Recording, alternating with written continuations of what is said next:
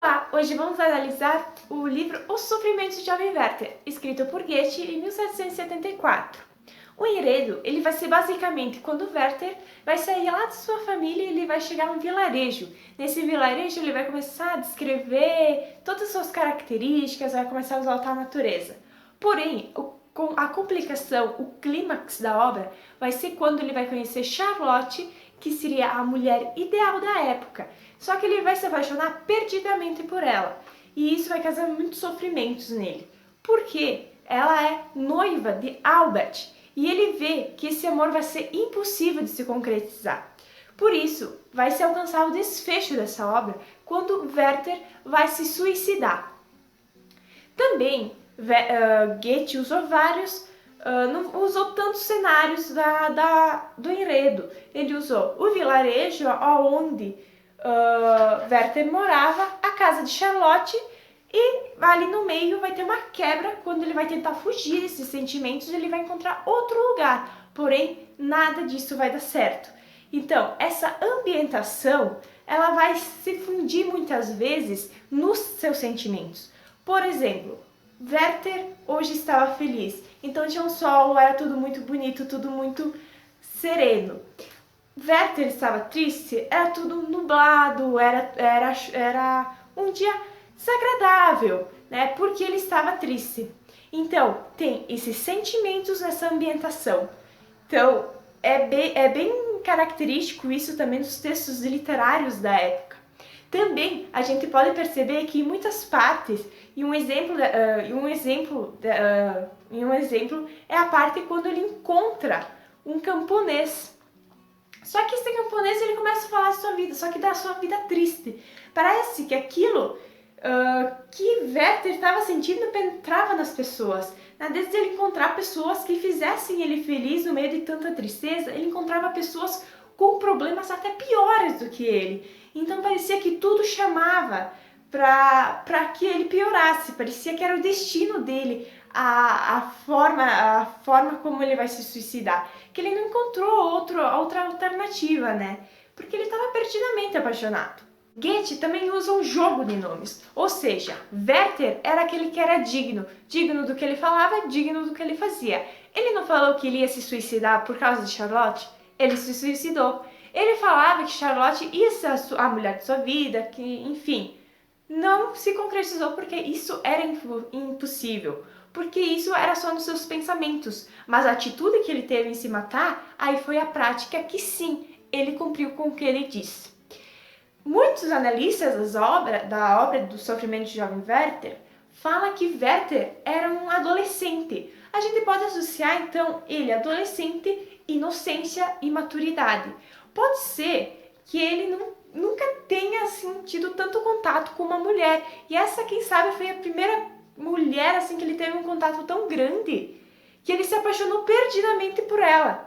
Então a gente pode levar para essa parte imatura dele, enfim. Enquanto o Albert era aquele que era ilustre, aquele que era nobre, ou seja, era o homem ideal da época. A gente pode dizer que Albert era um adulto, já com maturidade, já com conhecimento, e sabia que Werther era um simples bobo apaixonado pela sua mulher, que mais pra frente eu vou explicar.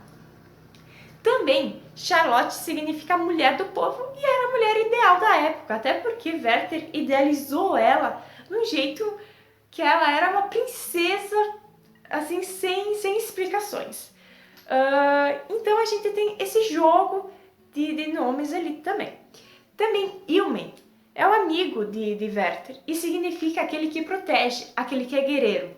Ou seja, Ilmen ele nem vai ter entrada na obra e muitas vezes Werther vai responder as perguntas que ele iria fazer. Então era tanto aquele amigo íntimo, aquele amigo que a nossa caixinha de segredos, que Werther sabia até o jeito que o amigo dele iria fazer diante daquela atitude.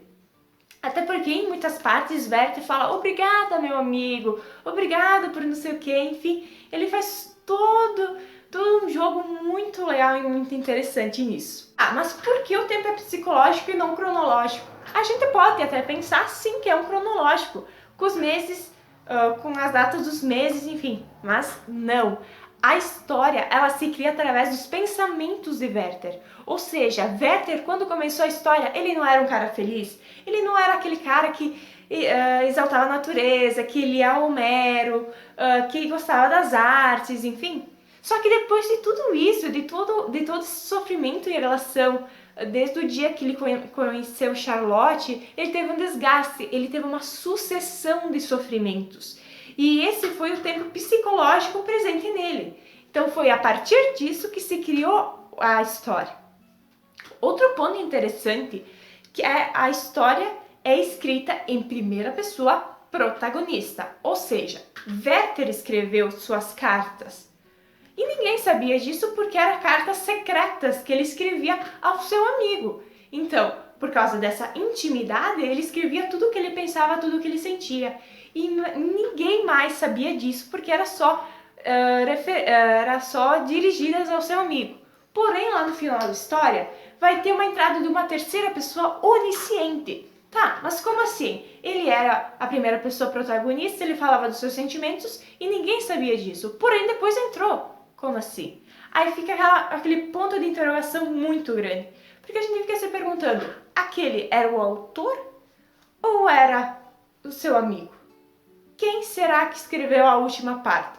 Por isso que teve uma quebra muito grande nessa parte e ficou assim meio que estranho se for levar numa análise literária, mas ficou interessante como uma leitura breve. Como todo mundo sabe, Werther é protagonista da história e fica muito nítido isso, só que ele não era aquela pessoa superior às outras, ele era igual, ele era como todo mundo, porém ele teve essa característica a mais por causa marcado pelo seu exagero, referente ao amor que ele sentia por Charlotte, enfim. Então ele era aquele anti-herói.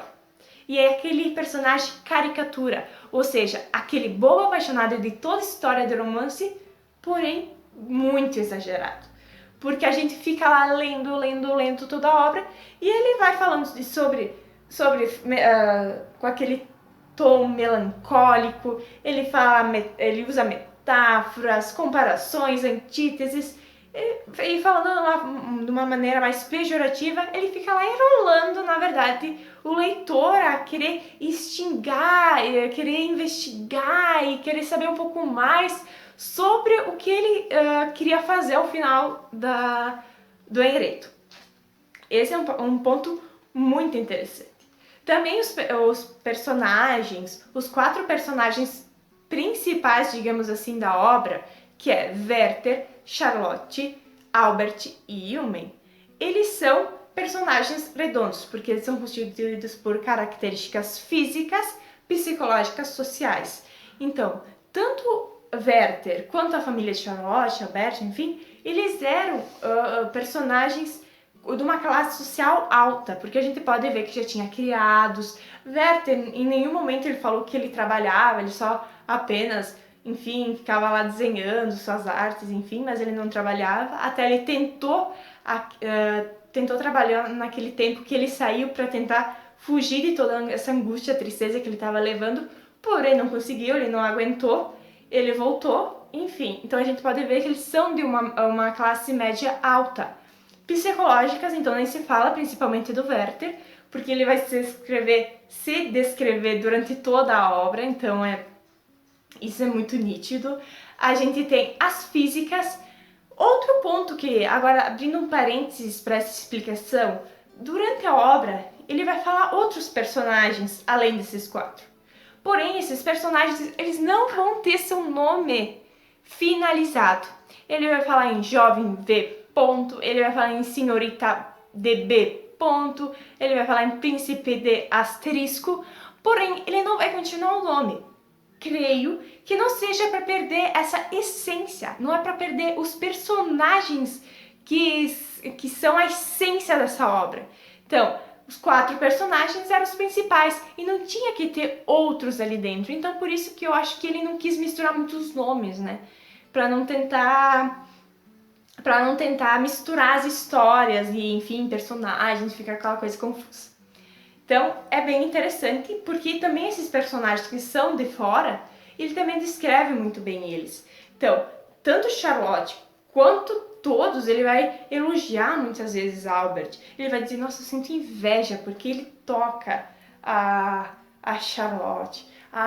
Ele vai descrever muito, tanto o ambiente que ele estava vivendo, tantos personagens que ele vivia, enfim, que ele conhecia.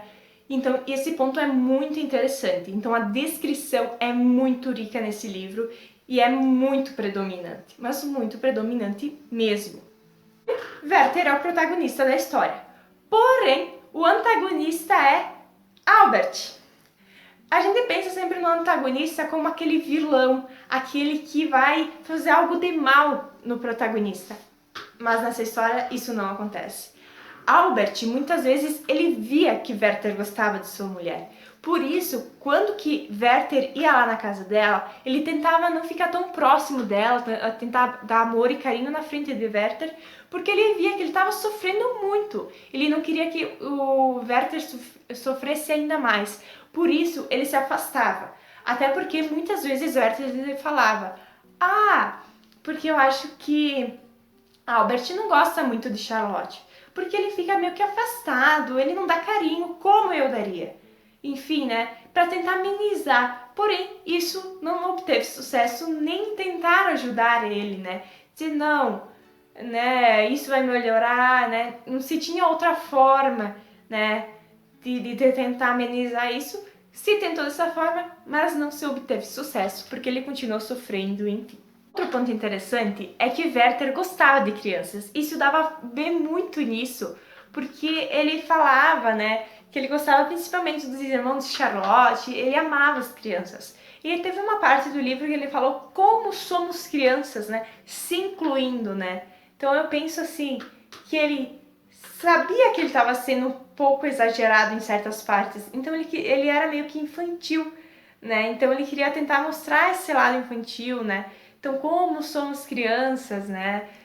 Tentar mostrar esse lado também dele, né? Também teve uma parte bem interessante desde o começo do livro, que ele falou bem assim. E sinto a presença do Todo-Poderoso que nos criou a sua imagem e semelhança. Ou seja, dá pra ver que ele é um cara religioso, que acreditava em um Deus. Até porque na última frase, né, da obra, ele fala, nenhum padre o acompanhou. Ou seja, ele tinha uma promessa, ele tinha um mandamento que teria que ser cumprido aqui na Terra. Só que ele acabou não cumprindo. Então, ele feriu um mandamento que ele teria que ter cumprido. Então, ele era um cara religioso, dava pra ver isso. Então, ele acreditava em um Deus. Também, depois, no final da obra, ele vai começar a beber, né? Não em modo muito alterado, isso não vai estar muito presente, mas me chamou atenção porque ele estava já triste, então ele queria afogar suas mágoas em algo, então ele tentou buscar apoio na bebida, né? Então no vinho, até porque quando ele se matou, ele estava embriagado, ele tomou, enfim, alguma coisa para ele ficar meio que mais do que alterado do que ele já estava, né? Enfim. E a pergunta que não quer calar, e se fôssemos levar essa história para nossa realidade? Seria totalmente diferente, né? Até porque, em 1774, os jovens e as pessoas da época pensavam de outra maneira, enquanto nós, século XXI, a gente pensa de outra maneira. A gente sabe que na nossa época tem uma grande taxa de suicídios. Claro que não é por causa de romances, e sim por outros motivos. Porém, naquela época, como se tinha outro pensamento, se vivia outra geração, os jovens, né, contam, né? A gente não sabe se é um mito ou é uma verdade, que os jovens, eles liam Werther, eles acabavam se suicidando por isso. E é isso que leva um questionamento. Tá, mas por que eles se matavam por causa de um romance? Coisa besta, né? Mas é cada época na sua época. A gente tem que saber distinguir isso.